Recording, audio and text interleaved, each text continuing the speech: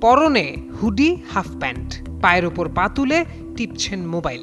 অথচ সামনেই বসে আছেন খোদ ইসরায়েলের প্রধানমন্ত্রী বেনিয়ামিন নেতানিয়াহু। সেখানে তেমন ভ্রুক্ষেপ নেই, একটু পরপর তাকিয়ে কোনো রকম মাথা নাড়ছেন আর টুকটাক কথা বলছেন। আর এতেই জন্ম নিয়েছে ব্যাপক আলোচনা।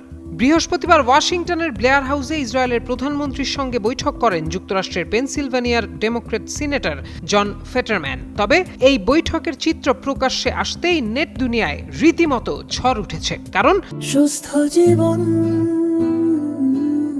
সুন্দর পৃথিবী। ফেটারম্যানের পরিধেয় পোশাক ও শরীরী আচরণ, হাফ প্যান্ট ও হুডি পরিহিত অবস্থায় পায়ের উপর পা তুলে বৈঠকে অংশ নেয় প্রোটোকল নিয়ে এরই মধ্যে শুরু হয়েছে ব্যাপক আলোচনা। অনেকে মনে করছেন যুক্তরাষ্ট্র ইসরায়েলের সম্পর্কের একটি সামগ্রিক চিত্র উঠে এসেছে এই বৈঠকে। আবার কেউ কেউ বলছেন এমন আচরণ একজন মার্কিন সিনেটরের কাছ থেকে আশা করা যায় না।